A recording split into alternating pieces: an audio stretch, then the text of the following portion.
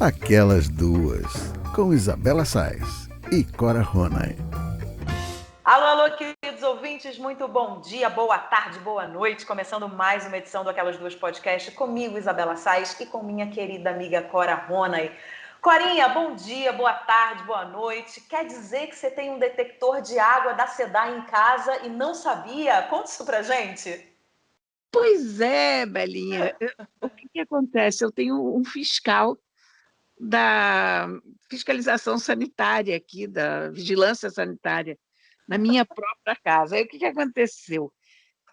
O Toró, de um tempo para cá, o Toró pegou a mania de beber água do meu copo. Não na hora do jantar, nada disso.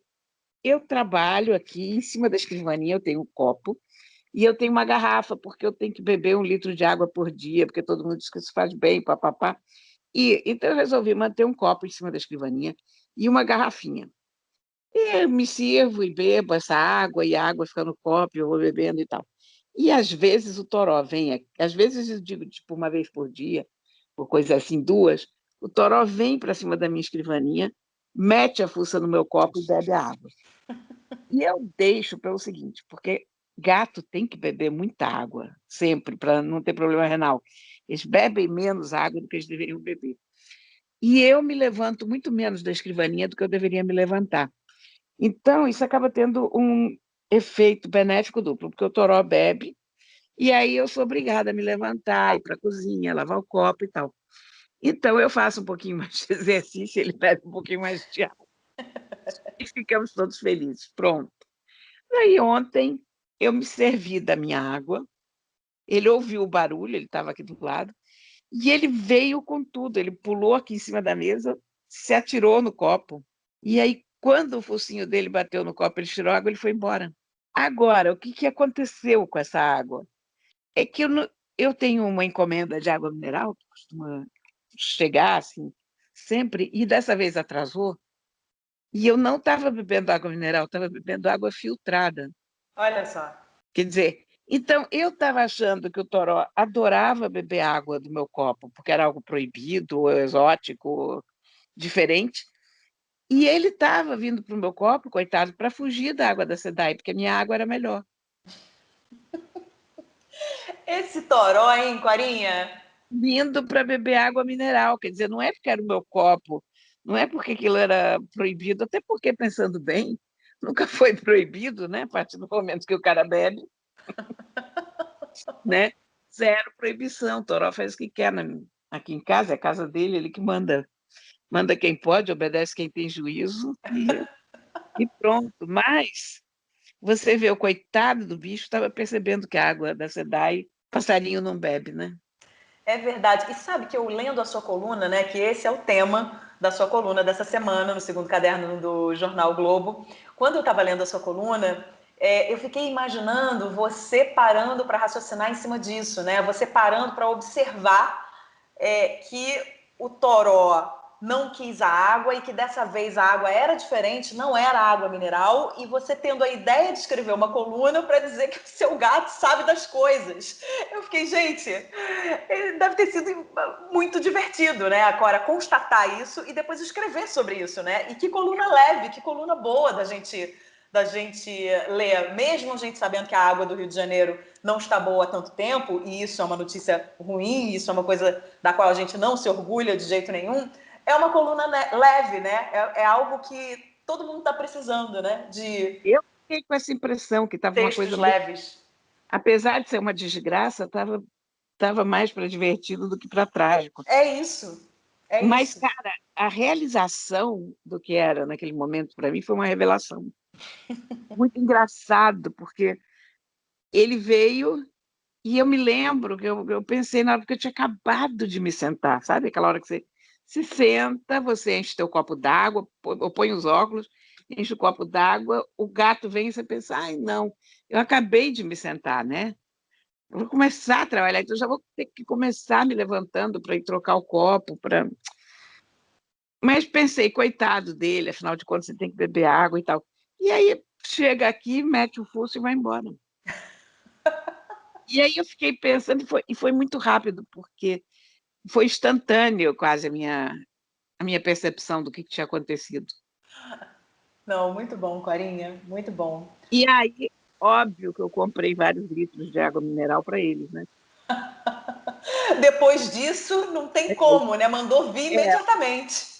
Eu vou passar a comprar em galão, que sai bem mais barato, e vou servir, porque uma amiga minha que mora nos Estados Unidos, a Marcela Soares, ela fez uma observação fundamental, que se for preciso, até a gente bebe água ruim, mas deixa água boa para o bicho, porque a gente tem plano de saúde, eles não têm.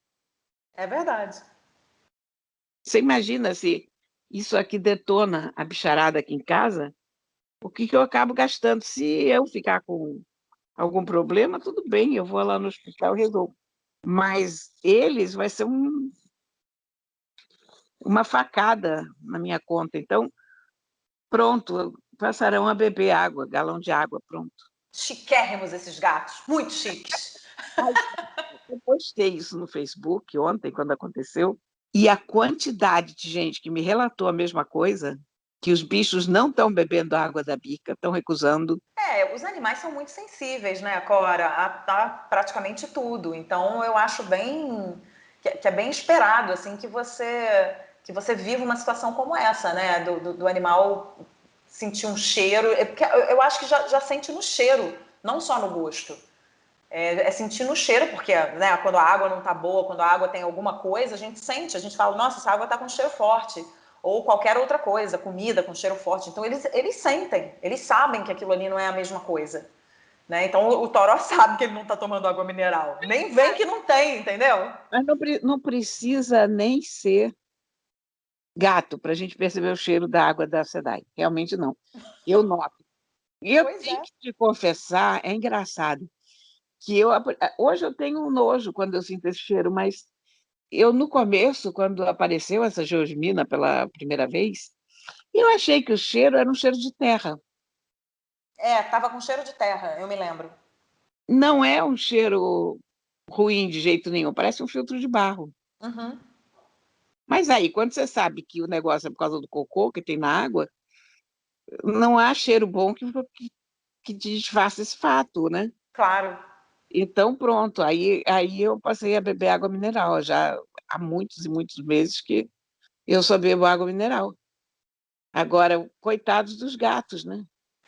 Eu dou água filtrada para eles, mas não. O Toró é esperto, minha filha. O que ele queria mesmo era água mineral.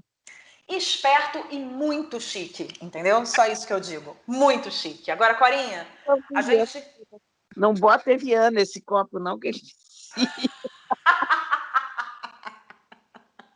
sustentar o Toró, a Evian, o San Pellegrino. Hein? Imagina, vai à falência. Não tem conta bancária que consiga Não, dar conta. disso, não. Não tem conta que dê conta. Olha, Corinha, a gente estava falando da sua coluna e a gente vai continuar o programa falando de uma outra coluna muito importante que saiu essa semana, da Fernanda Torres, na Folha de São Paulo, saiu no último dia 17. Ela fala basicamente sobre saúde mental na pandemia, que é o tema do nosso programa de hoje, e ela começa dizendo o seguinte, abre aspas, ao longo de 2020, mantive a cabeça no lugar. O tsunami pandêmico de março, no entanto, deu cabo do que restava da minha sanidade mental. E aí, no decorrer do texto, ela vai falando um pouco mais sobre as angústias dela, dos brasileiros que se encontram em situação de extrema pobreza, de como a pandemia está afetando as diferentes faixas etárias e por aí vai. Aí tem um outro trecho no final que diz o seguinte, abre aspas, perdi a conta das separações, demissões, falências e crises nervosas dos trintões e quarentões próximos. Na pressão do acúmulo de tarefas profissionais, parentais e domésticas, a eterna desigualdade entre gêneros pesa para o lado das mulheres, que despontam como campeãs na corrida está pior para quem? Corinha, o texto da Fernanda me tocou profundamente, inclusive é um texto que a gente pode disponibilizar em breve no nosso Instagram, porque eu acho que vale a pena ler inteiro, que ela fala muitas coisas importantes para a gente e a gente se sente muito representado, né? Representada ali naquelas palavras. Então, assim, primeiro porque, sei lá, de vez em quando é bom a gente saber que não está sozinha nessa loucura, às vezes a gente entra numa noia de que só a gente está vivendo isso, e na verdade o planeta inteiro está vivendo isso, está tendo essas impressões, né? E segundo, porque ela fala exatamente o que eu falei para minha terapeuta na semana passada, porque eu disse isso para ela, eu falei, poxa, em 2020 eu segurei super bem a onda, mas um ano depois, com tudo piorando, aí fica um abre e fecha eterno, uma confusão entre governos, as mortes aumentando, todo mundo exausto em todos os sentidos, não tem como restar mais sanidade mental, né? A gente fica tentando emergir da tsunami, mas está cada vez mais difícil. Como é que você vê eu imagino que você tenha lido, né, a coluna da Fernanda, e eu queria saber, Corinha, como é que você está vendo esse momento atual, assim, em termos de saúde mental para todo mundo? A gente falava isso na nossa reunião de pauta, né? A gente dizia que estava difícil, a cabeça fica muito confusa, as relações vão ficando confusas. Como é que você está? Cara, eu tô com a sensação de que eu envelheci 10 anos em um, mas eu vejo nitidamente a diferença de ânimo em todos que estão à minha volta, seja as pessoas com quem eu interajo, normalmente a minha família, que eu falo por telefone, os meus amigos com quem eu faço Zoom, os meus leitores, os meus amigos nas redes sociais. O que eu percebo é que está todo mundo muito cansado. No começo dessa pandemia, quando a gente começou a quarentena, você ainda tinha um ânimo, quer dizer, era uma coisa que ninguém tinha visto. A gente via as novidades. Você se lembra das pessoas cantando na janela, das Aham. pessoas aplaudindo os profissionais da saúde, da visão inusitada que era o centro das grandes cidades do mundo, inteiramente vazio, sem circulação de carros, sem gente na rua. Tudo isso não era bom, mas era excitante. Quer dizer, a gente tinha a sensação de estar vivendo algo único, que a gente nunca tinha visto e estava mesmo, né? Mas ok, a gente já viu, a gente já viveu. E agora quanto tempo vai demorar essa droga?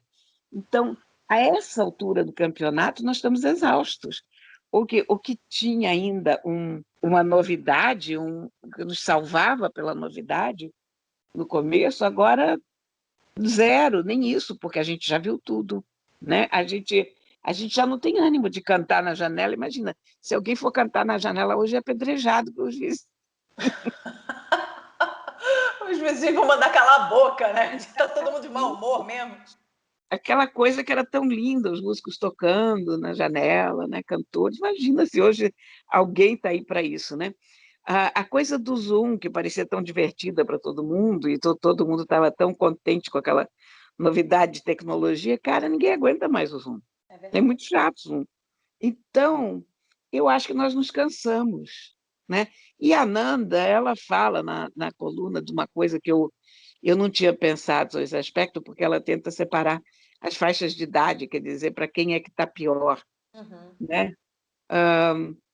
E eu acho que ela vai bem na mosca do que eu também acharia que é a faixa que está pior, que é a galera de 30 e 40, porque estão com as crianças em casa. E são crianças que não são mais bebês, porque um bebê é muito prático, o bebê você guarda, né? Põe para dormir, está lá, faz para o carrinho. Mas uma criança da idade do Theo tem a vontade dele, Uhum. tem a hora que ele quer sair, já não é um bebê. E não é ainda uma criança madura o suficiente para perceber que está ruim para todo mundo, né? É. Então, acho que as pessoas da tua geração, para Nanda, e eu concordo com ela, estão vivendo a rotina mais desgastante. Porque, olha, escreve a Nanda, enjaulados com as crianças em casa, eles alternam a alfabetização dos pequenos com o trabalho à distância e a louça suja na pia. Na idade da potência, afunda-se no lodaçal. E é isso, né? Uhum. Quer dizer, é aquele momento da vida em que você devia estar produzindo maravilhosamente, e cheio de entusiasmo, e saindo com os amigos com dinheiro para pagar o jantar, que é uma coisa que aos 20 a gente não tem, Uhum. e de repente nada disso acontece. Eu me senti muito representada, Corinha, no texto, porque não só o texto me tocou profundamente, quer dizer, na verdade não foi à toa que me tocou profundamente, porque eu me senti muito representada exatamente porque ela fala dessa geração, né, dos 30, 40 anos, que as pessoas estão com crianças em casa, estão em home office, e estão com a louça suja, e estão sempre atrasada. A sensação é que eu estou sempre atrasada para alguma coisa, porque está sempre alguma coisa fora de ordem, está sempre alguma coisa por fazer, está sempre alguma coisa que eu preciso ir ali, mas não consigo, que eu preciso resolver aqui, mas também não consigo, porque a gente está muito atarefado, porque a gente está assoberbado de tanta coisa acontecendo na vida, fora os trabalhos que, o trabalho agora não é mais agora porque não pode fazer, porque não pode ir, porque o trabalho que era para acontecer na semana que vem não vai acontecer daqui a 3 meses. Então, assim, é um momento muito incerto que a gente vive, né? Não que a vida não seja incerta, a vida sempre foi incerta. Eu acho que a pandemia só veio para provar que a gente não tem controle sobre absolutamente nada e que a gente tem que viver um dia após o outro mesmo com o que temos para hoje, porque a gente não sabe o dia de amanhã, é tudo muito incerto, e isso sempre foi, desde que o mundo é mundo. A gente não tem bola de cristal, mas a pandemia veio para reforçar isso, e tinha muita gente que não estava preparada para receber esse aviso, esse sinal, e que foi muito difícil, né? E a gente nunca está preparado. Tinha muita gente que não estava preparada, não. A gente nunca está preparado para ouvir. Olha, você não tem o controle sobre isso. A gente sempre acha que a gente vai conseguir controlar uma coisa aqui e outra ali. Né? Aí quando vem o filho, quando a gente tem filho, aí é o primeiro sinal de que a gente não controla absolutamente nada. E aí vem uma pandemia, a gente só tem um reforço ali, tem a confirmação de que a gente não controla mesmo nada, né? Então, esse dia a dia vai ficando muito cansativo também. Um dia a dia de adiamentos, um dia a dia de que você não pode planejar nada, um dia a dia que você não consegue planejar uma viagem, que até planejar uma viagem para um final de semana numa casa alugada é complicado, porque você tem que pensar em milhões de coisas. Que é uma coisa que as pessoas começaram a fazer muito desde o início da pandemia, né? Para dar um respiro, vamos pisar na grama e vamos, né? Quem tem condição, não é todo mundo que tem condição de fazer isso, mas vamos alugar uma casa no final de semana para a gente dar um respiro e voltar. Muita gente passou a fazer isso e muita gente trocou a casa na cidade grande, o apartamento na cidade grande, por uma casa no campo, por uma casa no interior para poder levar. Né? Eu acho que o fato é que cada um tem uma configuração de vida, cada um tem um contexto familiar. Cada um reage a esse tipo de coisa que a gente está vivendo, a esse cerceamento de liberdade, a essa indecisão sobre muitas coisas e a essa dor, né, que o mundo inteiro está vivendo e o Brasil está vivendo intensamente isso já há um ano. Cada um reage de um jeito, mas eu concordo com a Nanda quando ela diz que essa faixa etária é uma faixa etária que está muito, muito, muito sobrecarregada. E a gente não estava preparado para esse peso e, de repente, esse peso veio parar na nossa vida. E aí a gente precisa achar as saídas, achar os escapes. Assim como ela, para mim, esse cenário todo ficou muito mais difícil a partir de 2021, porque você vem de uma carga, você vem de uma repetição de tudo o que está acontecendo. Então chega uma hora que você fala, gente, pelo amor de Deus, para o bonde que eu quero descer, eu estou cansada, eu não aguento mais, eu quero retomar a minha vida anterior. E ao mesmo tempo, é claro que a gente vai vendo uma coisa positiva aqui, uma coisa positiva ali, porque é disso que a gente precisa se abastecer, é disso que a gente precisa viver para a gente poder dar um passo e não querer parar tudo mesmo, né? Então a gente precisa ver luz no fim do túnel. É difícil, cara, é difícil. Essa equação é muito complicada da gente fechar. A Nanda foi no ponto, quem tem criança pequena em casa é o campeão da parada, né? É a pessoa que, para quem está pior. E eu acho que talvez quem esteja levando melhor essa pandemia é essa faixa de idosos, de gente de 50 a mais, 60, de classe média, vamos lá, né? Marcar isso, porque pessoas que têm uma casa já bem feita, um teto sobre a cabeça, tem água encanada, tem comida na geladeira, enfim. Porque as pessoas mais velhas não têm aquela pressão que os mais novos têm de fazer vida social. Quer dizer, a vida social, todas as gerações têm, mas a pressão é menor à medida que você fica mais velho. Quando você tem 20 anos, é insuportável, porque todo dia é para ter uma festa, todo dia é para ter um barzinho, todo dia é para ter um restaurante. Quer dizer, a pessoa jovem não para em casa mesmo, né? A pessoa que tem filhos também não deveria parar em casa, porque Em tese, tem que levar a criança para a escola, voltar. Essa criança tem que se movimentar, tem que ir às festas. Eu me lembro da rotina dos meus netos, agora, antes da pandemia, que eles tinham uma agenda social inacreditável. Era uma festa atrás da outra. Eles não tinham um fim de semana que não tivesse pelo menos uma festinha dos colegas, Uhum. porque cada um numa turma diferente, a quantidade de amigos, você imagina, e mais as atividades extracurriculares, a quantidade de crianças que essas crianças conhecem, então todo dia tinha uma festinha.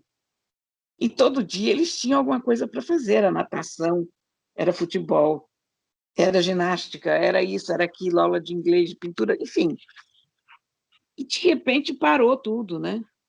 E a gente sabe a importância, né, que tem para as crianças também, né, nessa, A nessa coisa da so... socialização. Exatamente, essa socialização com outras crianças é muito importante. É muito importante que a criança não fique 100% do tempo com o pai e com a mãe, né? É muito importante que ela conviva com outras pessoas, porque assim ela vai aprender a viver em sociedade, vai aprender com o pai e com a mãe, vai, mas há experiências que ela vai viver que não são nem com o pai nem com a mãe e que são imprescindíveis para o crescimento dela. E aí, por exemplo, no meu caso, que tem um filho de 5 anos e quando a pandemia começou ele tinha 4,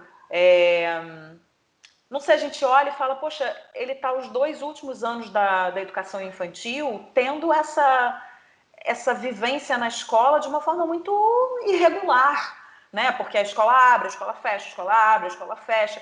E aqui eu não tô colocando aqui o assunto para a gente discutir o fechamento da escola ou não fechamento da escola. Eu estou dizendo qual é a consequência de tudo isso que está acontecendo. Né? Aqui a gente não está discutindo se está certo, se está errado, o que a gente acha. Não é isso, mas a partir do momento que você tem esse movimento de abre e fecha, você acaba com toda uma rotina, e não só uma rotina dessa criança, é uma rotina dessa família, é um funcionamento dessa família, é uma logística que é feita toda nessa família para que as coisas possam acontecer da melhor maneira possível, né? E aí você vê também, né, o seu filho privado do contato com outras crianças, privado da experiência escolar, que é um direito de toda criança.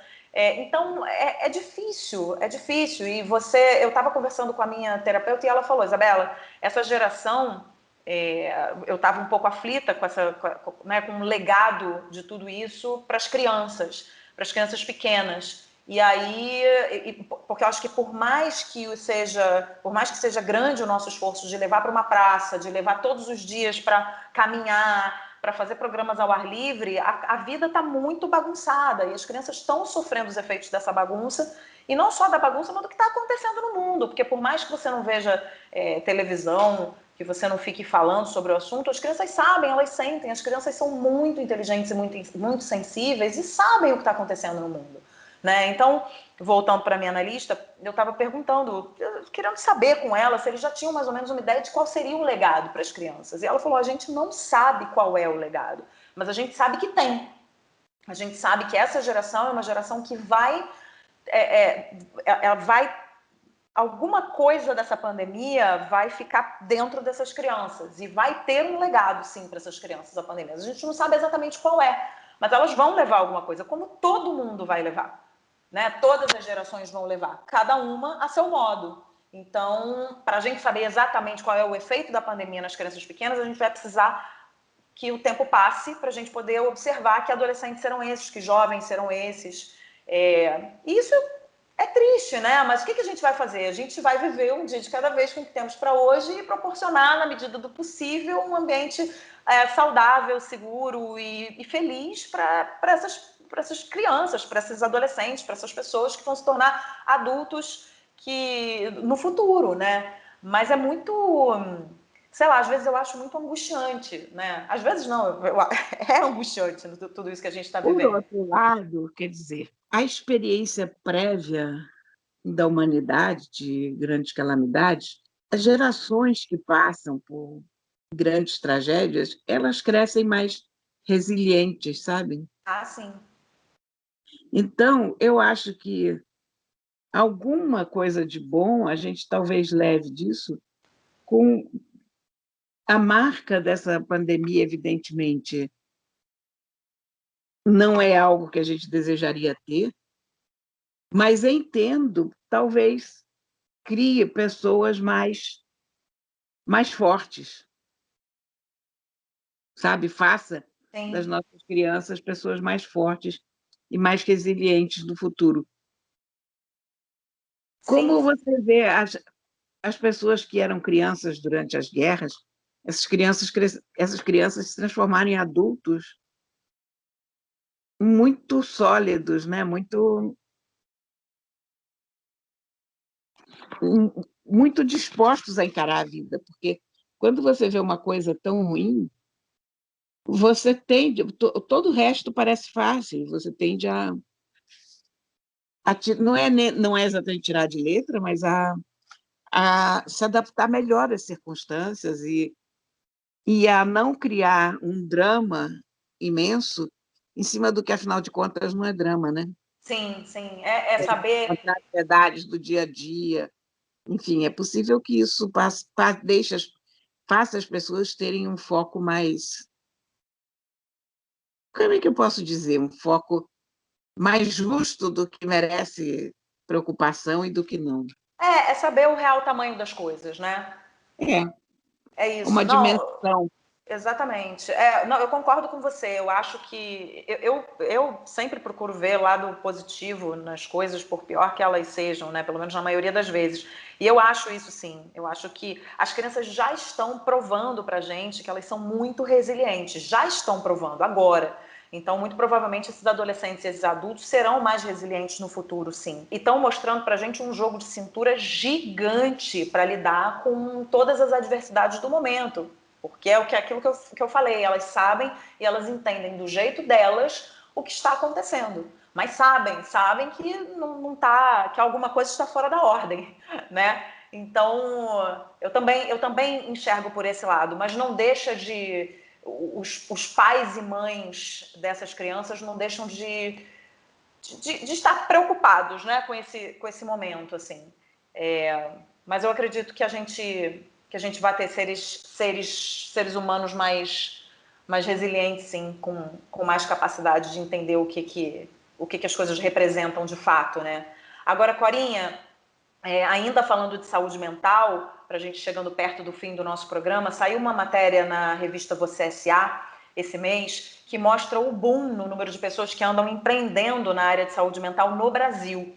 Um dos casos que ilustram a matéria é o do português Rui Brandão, que largou a carreira de médico e uma residência em cirurgia vascular nos Estados Unidos para criar aqui uma startup de atendimento psicológico online com preços acessíveis. E aí, explicando melhor para o nosso ouvinte, é o seguinte: a Zen Club funciona como um Uber de psicólogos. Você entra no site, escolhe o profissional que disponibiliza a sua especialidade, preços, horários das sessões e faz a consulta por vídeo dentro da plataforma. Nos 5 anos de existência da empresa, 1,5 milhão de pessoas já passaram por lá e mais de 50 mil consultas são realizadas por mês. Investir em saúde mental hoje em dia está virando um super negócio, principalmente se a gente levar em consideração os números alarmantes da OMS. Mais de 300 milhões de pessoas sofrem de depressão no mundo e 260 milhões têm ansiedade. No Brasil, são 12 milhões de depressivos e outros quase 19 milhões de ansiosos, o que representa 7% e 11% da população acima dos 15 anos, respectivamente. E em outubro de 2020, a OMS publicou um levantamento indicando que 93% dos serviços de saúde mental no mundo foram prejudicados ou interrompidos por conta da pandemia, o que acabou criando uma janela de oportunidade para serviços online, que tendem a crescer cada vez mais. Assim como a Zen Club, a matéria ainda cita várias outras startups com especialidades distintas, porém dentro da área de saúde mental. Tem plataformas que ajudam a enfrentar a insônia, promovem meditação para os ambientes corporativos e ainda aquelas que ajudam empresas a rastrearem funcionários com mais risco de desenvolvimento de doenças mentais. Corinha, toda vez que eu vejo o mercado se reinventando por uma boa causa, eu fico muito feliz. E aí eu comemoro também o fato da gente ter tecnologia para isso, porque o que seria dos 93% de atendimentos psicológicos prejudicados pela pandemia no mundo, se não fosse uma boa conexão no Zoom, no Google Meet ou numa plataforma dessas que a matéria cita, né?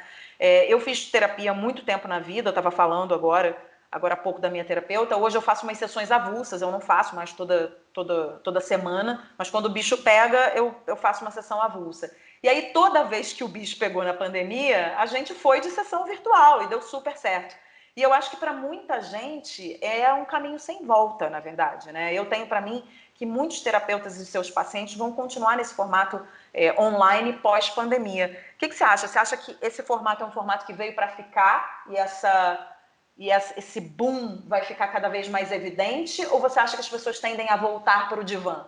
Eu acho que vai ser um misto dos dois, porque eu acho que muita gente prefere esse online. Quer dizer, muita gente que descobriu o online agora acha muito mais prático. Então, tem uma série de coisas que você não... Consultas mesmo de várias modalidades, você não precisa necessariamente ir, né? Telemedicina já era uma coisa que vinha dando bem certo. Eu contei já uma vez, quando eu estava em Nova York, um amigo meu precisou tirar uns pontos e eu fui com ele ao hospital, e nós fomos no Mount Sinai Hospital. E lá ele passou por uma consulta de telemedicina, porque o médico não estava na sala, o médico estava nem sei aonde, estava em outro estado, em Long Island, não sei aonde, e veio uma enfermeira, puxou para perto o equipamento, que era uma tela com uma câmerazinha. O médico entrou online, olhou a perna dele, a enfermeira tirou os pontos, o médico olhou, deu uma receita de uma pomada para passar, que já saiu daquela própria tela, tinha uma impressorazinha acoplada, e pronto. Quer dizer, então você imagina isso aqui como facilita, né? Já, Muito. já vinha por esse caminho, antes da pandemia. Agora, depois, então, eu acho que terapia é uma coisa que dá para fazer perfeitamente sem sem uma presença. Talvez até seja mais fácil fazer online do que presencialmente, eu não sei. A minha terapeuta está no Rio, né? Porque é a minha terapeuta de longa data, da vida toda. E como a gente já se conhece há muito tempo, a gente não precisa estar perto uma da outra para que ela, né, me leia, para que ela faça uma leitura do que está acontecendo comigo. Eu imagino que talvez para primeiros encontros com pacientes novos seja um pouco mais difícil. Não é que seja impossível, né? Hoje está sendo feito assim, mas talvez seja um pouco mais difícil para o terapeuta e talvez até para o analisando ali, colocar, né, as suas questões para fora, porque é um primeiro encontro, é a primeira vez que você está vendo essa pessoa. Então, eu acredito que esses primeiros encontros sempre são melhores quando eles acontecem presencialmente. Mas é aquilo, é o que temos para hoje. E eu acho perfeitamente realizável, assim, uma Eu sessão acho, Belinha, online. eu acho que tudo vai ficar meio a meio, sabe? É. Porque eu acho que o que a pandemia serviu, nesse caso, foi como um acelerador de processos na aceitação do online. Então, trabalho online, por exemplo, uma quantidade de empresas já estão voltando ao trabalho normal nos escritórios, porque o ambiente do escritório é muito, muito vital, muito eletrizante. Quando você encontra os colegas, isso é muito importante e tal. Mas eu acho que está todo mundo reconhecendo que você não precisa ir ao escritório todos os dias. Que uma boa parte do trabalho pode ser feito de casa. Sim. Então, isso eu acho que já não volta. Quer dizer, essa necessidade de estar no escritório todos os dias, eu acho que vai ser difícil isso voltar. É. Com consultas, eu acho que a gente vai ter muito mais consulta online do que a gente tinha. Mesmo aulas, sei lá, escola tem que ser uma coisa presencial, mas eu não duvido que a escola tenha reforços ou aulas online para crianças que tenham que melhorar um ponto ou outro, que eles precisam sair na escola no horário diferente, enfim. Eu acho que a gente abriu várias janelas de possibilidades. É, e eu acho que nesse caso, Corinha, fica até um pouco mais democrático, né? Porque quando você tem uma plataforma em que você pode escolher o profissional que vai te tratar a preços acessíveis, no momento que a gente está vivendo, isso é de suma importância, porque a gente sabe que a questão da saúde mental ficou muito evidente agora na pandemia. Tem muita gente, olha, eu nunca ouvi falar tanto de tantas pessoas com síndrome do pânico, por exemplo, nesse momento da pandemia, assim. E são pessoas próximas, assim, sabe a fulana? Nossa, pois é, tá com síndrome do pânico, não tá conseguindo sair de casa, ou então sai de casa, dá um negócio e precisa voltar rápido para casa e tal, e tá fazendo tratamento e nananana. Só que tem muita gente que não pode pagar uma sessão de terapia. Uma sessão de terapia é algo caro, é algo que pesa no bolso. Não, essa ideia de startup de terapia eu adorei, É achei. incrível. Pois é incrível porque você democratiza o acesso à terapia, sabe? Que é uma coisa tão importante atualmente. É, Né? Então, eu vejo com ótimos olhos, assim, eu acho que é perfeitamente possível e imagino que esse ramo vai crescer absurdamente. Corinha, chegamos ao fim do nosso programa, eu quero saber qual é a sua dica de hoje. Belinha, eu tenho uma sugestão para crianças, mas que eu acho que muitos adultos vão gostar muito, porque tem um K-drama, ou seja, um drama coreano, chamado It's Okay Not to Be Okay, que é tudo bem não ser normal, que foi um dos grandes sucessos da Netflix em 2020. E a protagonista disso é uma escritora de livros infantis, chamada Ko Moon-young. Então, é a história dela, ela se relaciona com um enfermeiro que trabalha num hospital psiquiátrico, tem um irmão mais velho com transtorno do espectro autista, e por aí vai. E o que são esses livros? Esses livros são os livros que a Ko Moon-young escreveria na série, sabe como é que é? Uhum.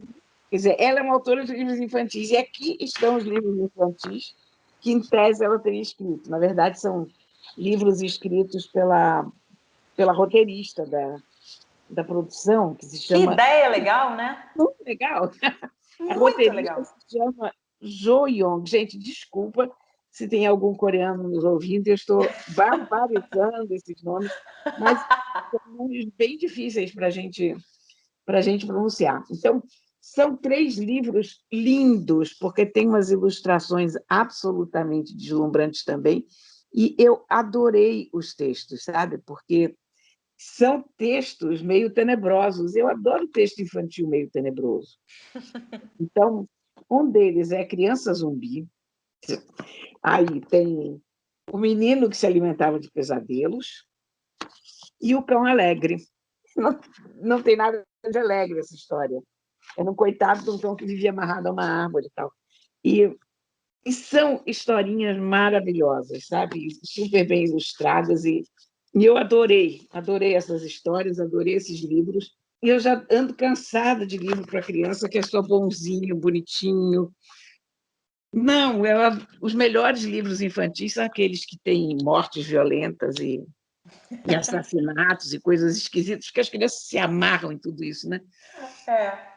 E esses livros estão perfeitos, sabe? São muito, muito bonitinhos.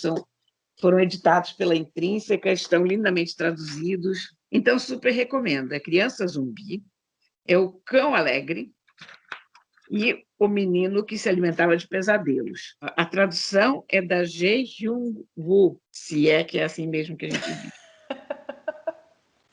Corinha, você falando desses livros, né? E falando, porque tô cansada de livro bonzinho para criança e tal, me veio aqui à cabeça um livro que o Theo adora, adora, e eu nem eu comprei muito assim no acaso. Eu estava aqui na livraria da Vila, que é uma livraria que eu adoro, na Vila Madalena.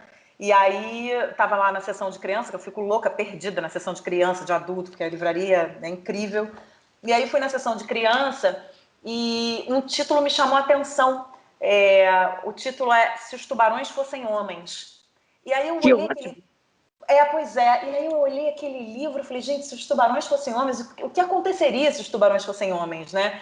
E aí, para minha surpresa, é um livro do Bertolt Brecht. Ele não foi escrito para criança, ele é um livro escrito para adulto, mas que as crianças gostam muito da história, porque é lúdico, ele fala exatamente o que aconteceria no fundo do mar se os tubarões fossem homens.